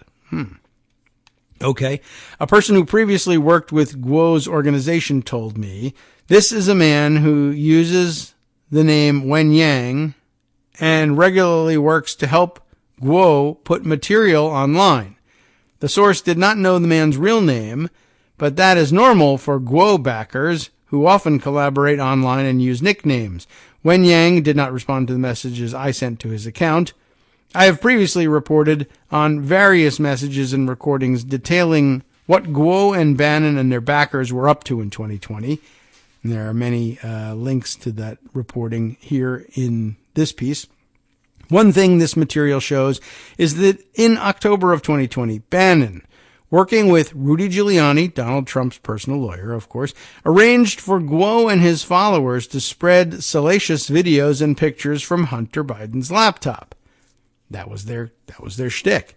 Giuliani has said he got the laptop material from the owner of a Delaware repair shop, you remember the story, where Hunter Biden reportedly abandoned it in 2019. Giuliani, after considering various ways to use the material, eventually worked with other Trump backers to seek mainstream media coverage of Hunter's business ventures. Bannon, who was informally advising the Trump campaign, also helped distribute the sex stuff. It was natural for Bannon to tap Guo, who has paid Bannon to help him launch Chinese-language media companies. Bannon was even living on Guo's yacht in the summer of 2020 when Bannon was arrested for allegedly defrauding a nonprofit. In October of that year, Bannon instructed employees of his War Room podcast to send Guo backers copies of material from the computer. Vish Bura, then a War Room employee, told me that Bannon put him in charge of that part. It's your job to get out all the sex pictures, Bura said Bannon told him. What a great job. Starting on October 22nd, 2020, Guo then personally managed minute details of the distribution of pictures and videos. And there's a link here, I guess, presumably to more of the Mother Jones writing on his activities from the time. In audio messages he sent to groups of supporters using WhatsApp, which I obtained, he set up a process in which key backers would post Hunter Biden pictures on his streaming website, GTV, a sort of Chinese-language YouTube knockoff, and others would then amplify them. He decreed that much of the material would first be posted by followers living abroad to help prevent any lawsuits seeking to block the effort. Look at the video copied from Hunter's computer, Guo said in a WhatsApp message, or in WhatsApp messages to underlings on October 27th. He spoke in Chinese, it notes parenthetically. The messages have been translated, so we hope they were translated correctly. In another message, referring to various Hunter videos, Guo ordered, "Post one right now. One every hour from now on. I want everyone to fully promote it." Publicly, Guo was a harsh critic of the Chinese Communist Party. His attacks on China's leaders have helped him amass a devoted following in the international Chinese diaspora. Thousands of such supporters have arrayed themselves into groups which Guo calls farms that are sort of like fan clubs. Organized on the social media app Discord, they follow his directives and promote various claims he makes. Guo's order to promote the Hunter pics went to the heads of a few dozen of these groups, who then tapped additional supporters to further propagate them. The picture of Hunter in front of the mirror is one of many similar images contained in a Dropbox file called Salacious Pics Package _edited. Edited is in all caps for some reason, which was included in the correspondence from October of 2020 that I obtained. Bura told me that he had created this file and sent it to Guo's team. Despite the file's name, Bura said he did not edit the material in it. It's a weird addition in all caps then. A Guo assistant sent the file to a group of Guo's followers on October 24th. Wen Yang, it appears, got the picture soon afterward and tweeted it the same day. Other Guo backers also shared it. Two other tweets in the batch the Biden team flagged, one from a prominent Guo backer, included the same image. Wen Yang, that is, seems to have been a small player. Guo's backers called themselves ants, in a large, highly coordinated international effort to post embarrassing images of Hunter Biden in the hopes that it would damage his father's campaign. And it's worse than that. From the start, Guo and his supporters accompanied the pictures of Hunter Biden with repugnant lies. Some links to more material there as well. According to multiple people involved in distributing the material, Guo ordered them to claim that the laptop material included images of Hunter Biden having sex with underage Chinese girls. There is no evidence supporting this allegation against Hunter. We have pictures, except there are no pictures for some reason. There is no evidence supporting this allegation against Hunter. Guo also told subordinates to assert that the Chinese government had obtained the material and used it to blackmail both Hunter and Joe Biden. That, too, was made up, people involved said. Jack Maxey, at the time a War Room employee who helped Bannon distribute the material to Guo, said that he left a few months later, in part due to his disgust over the effort. Isn't that something? Anyway, he has since attacked Bannon for working with Guo. Maxey is a vocal promoter of laptop material related to Hunter's business entanglements, but he argues That cause was damaged by Guo's involvement. They injected stuff that was not real, Maxey said in an interview. The real stuff was horrible enough. I never wanted this to be about Hunter and his debauchery, but somehow it did end up that way. Isn't that odd? Anyway, but the lies got traction, as lies often do. One of Guo's concocted claims about China blackmailing the Biden family was repeated by the Washington Examiner and the Daily Mail, to remind you of where they're coming from, the Daily Mail, in stories that quoted from the text accompanying a sex video of Hunter that Guo backers had posted. Versions of the allegations about sexual abuse of children were picked up by multiple Guo websites, by other right-wing publications and figures, by Giuliani, and after the election by Fox News host Tucker Carlson. So that's the circles that stuff was running in, and, well, garbage in, garbage out, I guess. Hi, it's me, David Waldman, the same guy who was just talking to you a second ago.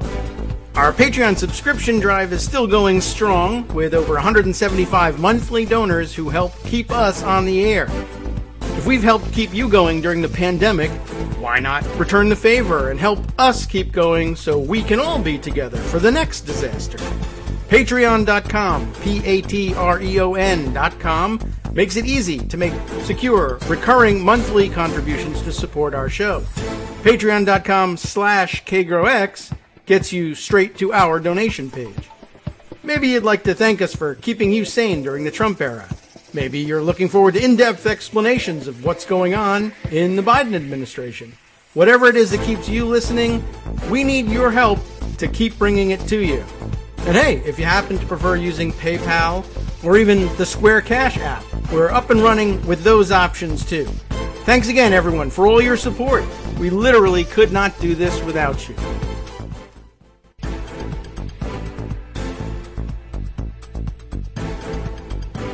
Welcome back now to the Kagro in the Morning Show here on Netroots Radio. Let's see. Let's continue on then with the Mother Jones recounting of the tale of the people behind the attempt to make a story out of Twitter deleting naked pictures of Hunter Biden, as though that was super important and everybody needed to see them. Bannon later said he believed that the Biden campaign's reluctance to address false claims helped them spread. And that is kind of an interesting tactic of his, right? You make up garbage like that, and then sometimes the traditional response is, well, I won't even dignify that with a response. And that just leaves them out there free to spread in the internet age. And, but then again, disputing them doesn't really do that much to tamp down on them either. There's really not that much you can do when people who love circulating lies, even sometimes knowing that they're lies, get a hold of one that they're having fun with, or that they feel like they're going to be paid to distribute, whether it's fun or not. Anyway, let's see. Right. So Bannon later said that he believed the Biden campaign's reluctance to address false claims helped them spread. Nobody came out and said anything you're saying's not true, Bannon asserted in an October 31st meeting with Guo backers. Even the wildest allegations. Except now they actually are saying that. And they probably were saying that then too. But, you go on your own radio show and say, I'm not saying it is true, but nobody's saying it's not. So that's enough for me, I guess. During that meeting, Bannon acknowledged passing the material to Guo's backers and then praised their lies, which he laughingly described as editorial creativity over the pictures. Bannon said in this meeting that he thought the onslaught had made an impact. The negatives just keep going up, Bannon claimed, because people are sitting there going, I didn't know that about Joe Biden. Except people, one, they didn't know that, but what they were actually sitting there saying, if they were saying anything at all, they were largely saying, I don't believe that about Joe Biden. And the truth is that most people were sitting there going, I don't believe that touchdown was called back because I'm paying attention to that and not the stuff that Steve Bannon is attempting to push on us. And it's just not interesting to most people and doesn't get through to most people because their heads are elsewhere. But he's trying to work on the margins, and he doesn't have to convince everybody that this is the case, just enough people that he can win the election. And he did not do that. Bannon argued the effort had made the presidential contest close enough that Trump could execute a plan to falsely declare victory and try to use bogus voter fraud claims to persuade the courts or Congress to help him remain in office. And that's probably true, too. His fallback position was, if I can't convince enough people to vote this way so that we win, I can at least convince enough people to vote this way so that we lose close enough that we could cheat to get over the finish line and steal the election. And, yeah, I mean, that's a plan you could do. I just want to, I don't know. I mean, I guess I'll throw out this, there's a little political science to this. There kind of needs to be an equal and opposite reaction to this in order to, keep our system in order for our system to have any hope of continuing. And maybe it just doesn't have that hope. But if you play that game, essentially, where you're like, you know what, we can either lie in order to win the election, or if it doesn't work and our lie only gets us close to winning the election but actually losing the election, we could lie about another thing and then steal the election. And the equal and opposite reaction to that has to be, well, if you win that game, if you win the game where you get to then hold on to the office and declare all the things that you did to be legitimate and all the lies you told to be true, there kind of has to be the opposite possibility. If you lose that effort, then you have to lose it all. I mean, and having fraud charges where you get sentenced to 6 years in prison and you serve 2 is not, that's not equal and opposite. People who, don't care about preserving the right to self-determination and democratic government, when they lose their attempts to overthrow those democratic governments, they gotta hang. That's the penalty. I mean, it is and should be. And I know we weren't supposed to say so when we were trying to tamp down on threats of violence or inciting people to violence back on Twitter. But of course, we're not on Twitter anymore. But that's the flip side of it. As you learned in Game of Thrones, right? When you play the Game of Thrones, you win or you die. Well, you've set up a Game of Thrones here and you've lost. And we're busy arresting him on yachts and he's getting pardoned for those things. And, neck's got to be stretched or it comes back again. That's kind of the way it is. And, one of their favorite quotes about the Tree of Liberty, blah, blah, blah. We hate the way they use that Thomas Jefferson quote. But some people got to go. Or, if you prefer different methodologies for rendering them inoperative in our political system, then, we can explore alternatives too. But it can't be that people just get to continue to try this again until it finally works. So just keep that in mind. He's set up a high stakes game and we're not matching the stakes here. Anyway, that's only going to, mean he's going to play it again. There's no losing unless the House always wins after all. And maybe it just takes a few more months for us to find out that the House will win. Who knows? Anyway, here's how all this relates to Twitter. We get brought back around to this. The Hunter Biden dick pics, pardon me, but that's what they're called, that according to Elon Musk constituted vital free speech, were actually posted as part of an organized campaign to use salacious content and outright false claims to hurt Joe Biden. I mean, I guess the pictures were perhaps real, but they did violate Twitter's terms of service because they were stolen, and it wasn't enough for them to violate Twitter's terms of service and steal them and disseminate them and hope for embarrassment. They just went the extra mile and said, oh, and by the way, some of the pictures that you're not seeing are, in fact, ironclad proof that he's also a pedophile and trafficking in stolen Chinese underage girls. And sure, we don't have any pictures of that. But, I mean, do you really want to see pictures of that? I mean, come on. I've always worried that that's the most potent avenue for destroying someone is, of course, making those kinds of accusations about them and then saying, but you don't really want to see the proof of that after all, because the proof of it is actually quite disgusting. You don't want to have that stuff, and you don't want to see that stuff. You just should take my word for it and just make that person persona non grata. And by the way, rearrange our political system around this with no proof whatsoever. And, and that should be okay. That's a worrisome thing.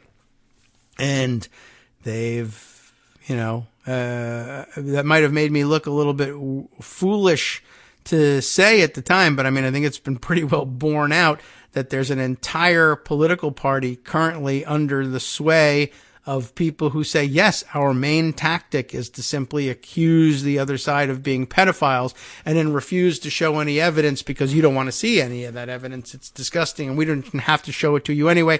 And quite honestly, you're asking for evidence as evidence that you're a pedophile, and we're correct in all of these things. And it goes around in circles, and you just make these claims over and over. And for the number of people that it works for, it's not a majority. You won't win any elections, but like Bannon says, all we got to do is find enough people to get close so that we can plausibly cheat for getting the rest of the way there. Anyway, so as we said, here's how it relates to Twitter. The Hunter Biden pics, Musk says, are free speech, are actually part of an organized campaign to do this thing and to circulate them. And if they're not embarrassing enough, just make up more crap about them. That clearly violated Twitter's own terms of service. Even now, under Musk, Twitter says that sharing explicit sexual images or videos of someone online without their consent is a severe violation of its rules. Twitter also continues to bar coordinated harmful activity, which it defines as individuals associated with a group, movement, or campaign engaged in some form of coordination that will cause harm to others. Nebulous, but it's there. Whatever one's view of Hunter Biden, there's little doubt that Guo and Bannon's new federal state of China engaged in a coordinated campaign to harm him. The main goal of that effort was to help re-elect Trump in 2020, but Guo surely had his own agenda. Numerous former allies and multiple lawsuits have accused him of working as an agent for the Chinese government, by the way. Guo denies that, and a federal judge overseeing one of the lawsuits ruled last year that the plaintiff suing Guo had failed to prove this allegation. This evidence at trial does not permit the court to decide whether Guo is in fact a dissident or a double agent, the judge wrote, adding that others will have to determine who the true Guo is. But no one needs to resolve that question to judge Twitter's moves in 2020.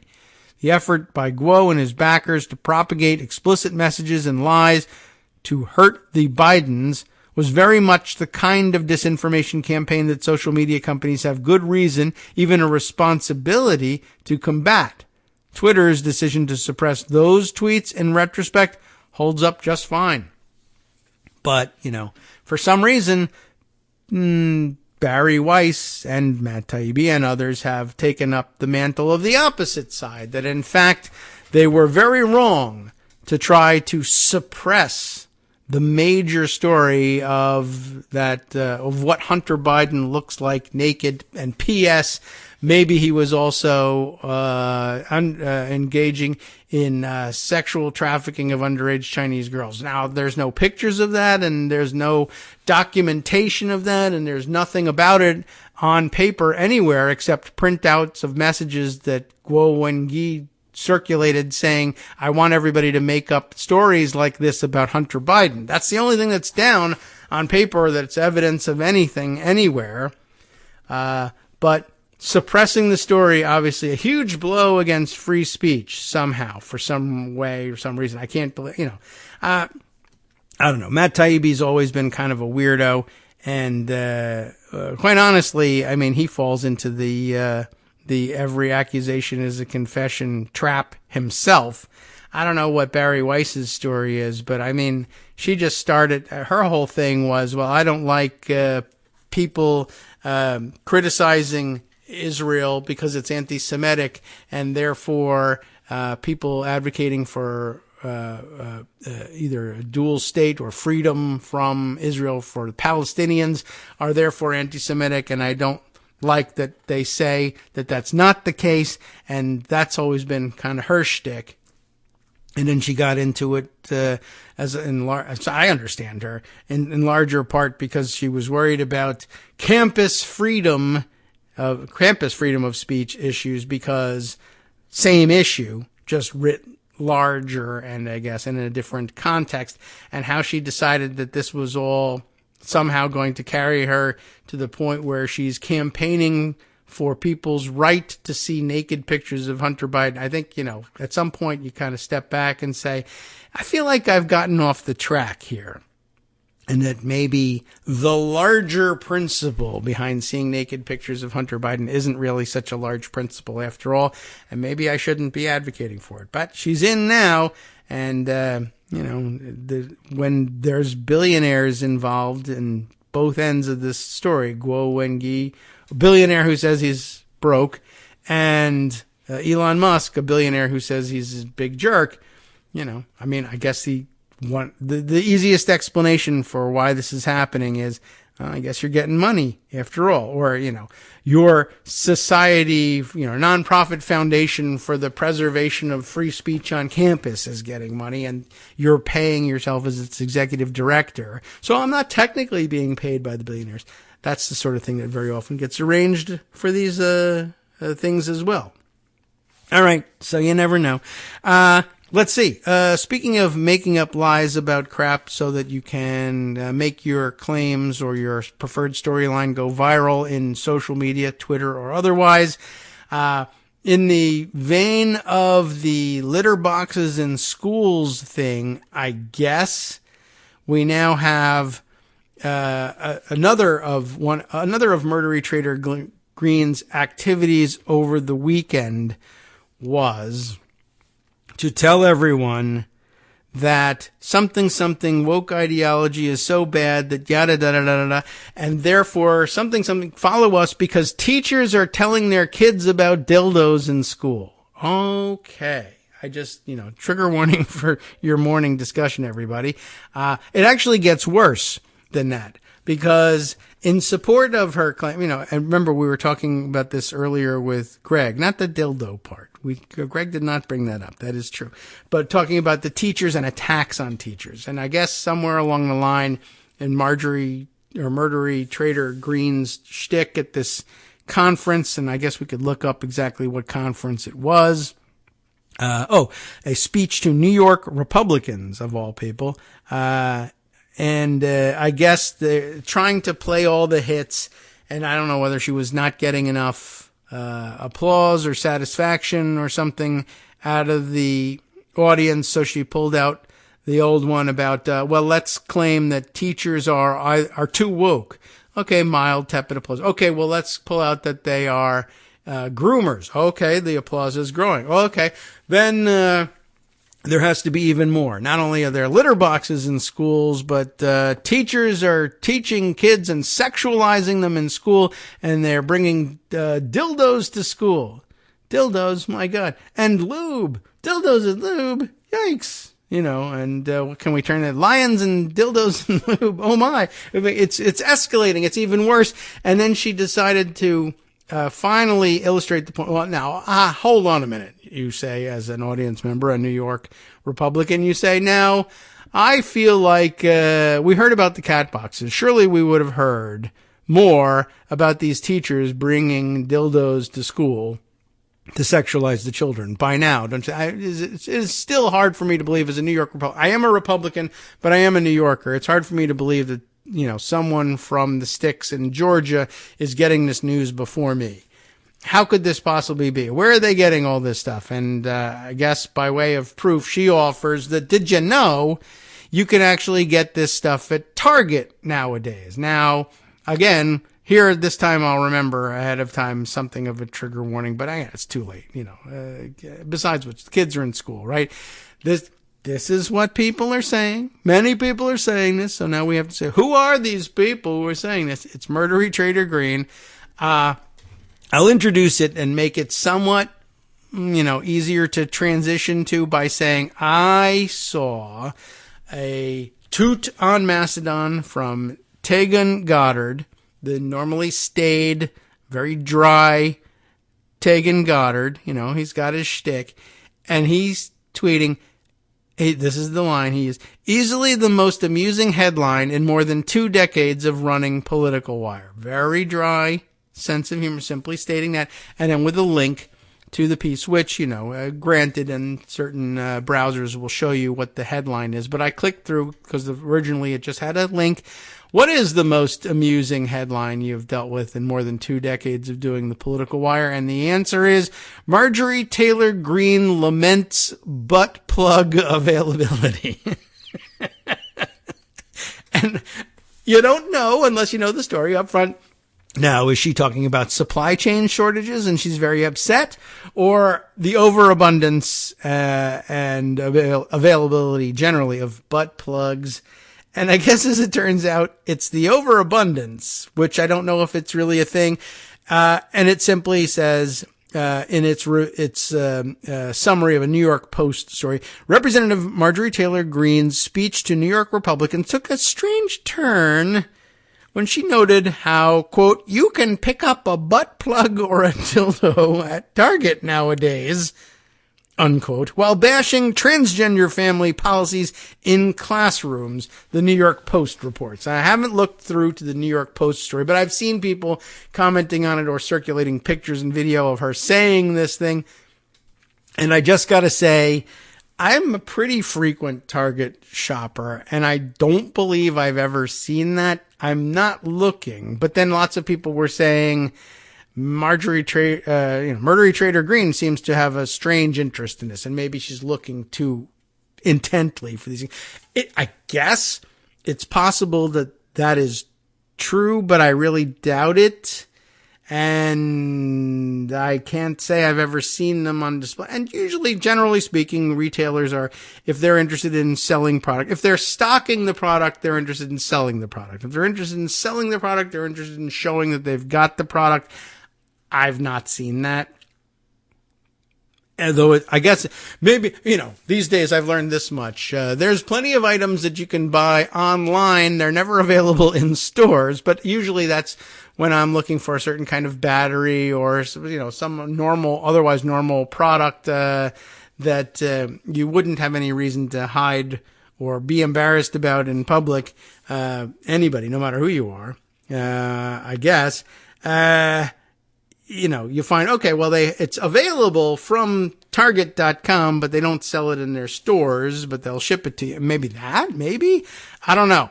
But, the idea that you're casually browsing the aisles for, you know, shampoo, toothpaste, and, goldfish crackers. Oh, look at that. There's sex toys as well. I don't think that's really happening. And I'm just sort of curious, like, what I guess New York Republicans is the audience. I don't know whether it really worked with them, but it's just one of the more loony things that Marjorie Taylor Greene is spending her time trying to sell for some reason. Anyway, okay. I'll also note for the record in the last couple of minutes here, a more serious story, something I hinted at earlier on, and I haven't told the story. The New York Times has got the coverage on it. Kari Lake, I guess, just still not giving up out in Arizona and filing lawsuits, once again seeking to overturn the election, just as she was seeking to overturn the 2020 election. And it's the same old garbage, but I thought I'd share it with you. My brother Mark sent this piece on to me over the weekend. And we should keep up to date. Kari Lake sues Arizona's largest county, Maricopa. Everyone knows that. Seeking to overturn her defeat. The subheader says Ms. Lake, who fueled the false claims that the 2020 election had been stolen from Donald Trump, lost the Arizona governor's race by 17,000 votes. But who cares? Because here come Alexandra Berzon, Ken Bensinger, and Charles Homans, maybe, to tell us on behalf of the New York Times that she's suing anyway. Kari Lake, the losing Republican candidate for governor of Arizona, filed a lawsuit Friday contesting the results of an election that was certified by the state this week, so it's too late for that stuff. Ms. Lake's lawsuit came after she had spent weeks making a series of public statements and social media posts aimed at sowing doubt in the outcome of a contest that she lost by more than 17,000 votes to her Democratic opponent, Katie Hobbs. That loss was certified in documents signed on Monday by Ms. Hobbs, who currently serves as Secretary of State. A former news anchor, but who cares about real news, Ms. Lake centered her candidacy on false conspiratorial claims that the 2020 presidential election had been stolen from Donald Trump, who had endorsed her. For the past month, Ms. Lake, her campaign, and other allies have been soliciting Election Day accounts from voters on social media and at rallies. If the process was illegitimate, then so are the results, Ms. Lake said on Twitter. That's, of course, a tautology, but the real problem is to prove that the process was illegitimate, and she just figures, I'll file a lawsuit, and that's proof enough. But you know how lawsuits work. They ask you, what's the proof of your suit? And then you say, I don't know. And then they throw it out, and then you say judges are corrupt. That game is coming up. So stay tuned, folks, she says. Ms. Hobbs called Ms. Lake's lawsuit baseless in a post of her own on Twitter. She should move to Mastodon, describing it as the latest desperate attempt to undermine our democracy, which is a bad thing, and throw out the will of the voters. That's bad, too. Ms. Lake sued Ms. Hobbs as well as officials in Maricopa County, which includes Phoenix and is Arizona's largest county. The suit claims... it has to make a claim, right? It claims that the election was corrupted, whatever that means, in Maricopa County, and that she should be declared the winner, which does not necessarily follow, by the way, even if you accept that the election was, quote-unquote, corrupted, whatever that means. If you can prove that, that's interesting. Does it also mean that she won? No, but you know how people are. They're childish and they think, you said I can't say that. It's a First Amendment violation. No, it isn't. You don't understand the First Amendment. Well, the election was corrupted, so I should be declared the winner. Well, all it would really mean is that the other person shouldn't be declared the winner. It doesn't mean that because there were two of you running, the other person automatically wins. That just doesn't follow. But you don't understand that, and you can't be made to understand it either. The 70-page filing relies on a hodgepodge of allegations ranging from voter and poll worker accounts to poll numbers claiming that voters agreed with Ms. Lake on the election's mismanagement. By the way, that's interesting.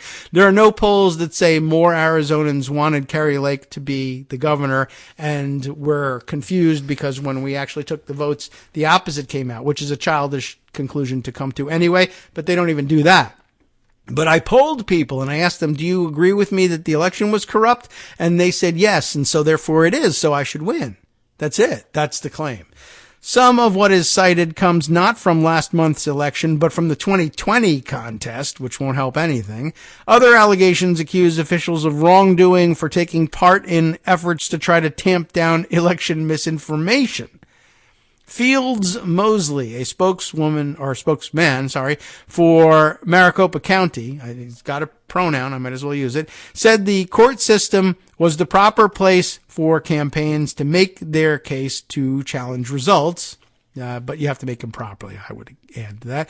Maricopa County respects the election contest process and looks forward to sharing facts about the administration of the 2022 general election and our work to ensure every legal voter had an opportunity to cast their ballot, Mr. Mosley said. Oh, Mr. Mosley.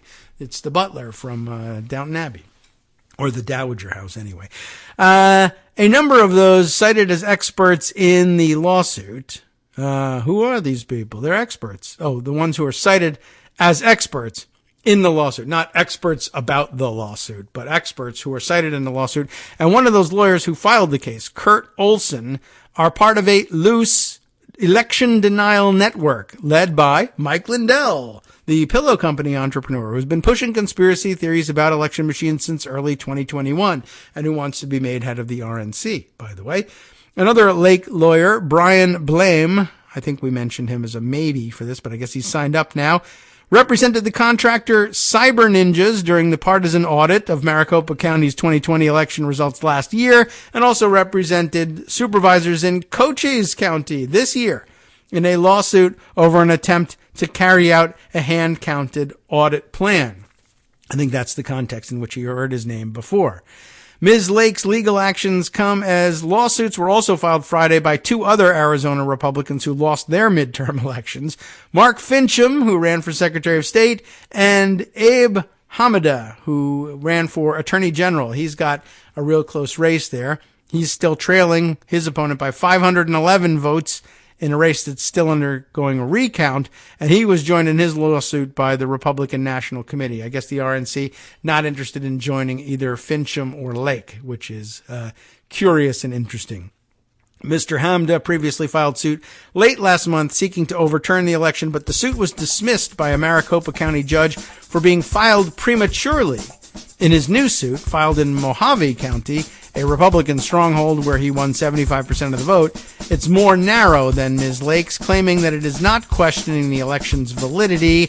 But as with Ms. Lake, Mr. Hamada is seeking an order overturning the election results and declaring him the winner, claiming he is not alleging widespread fraud, but rather certain errors and inaccuracies, whatever they may be.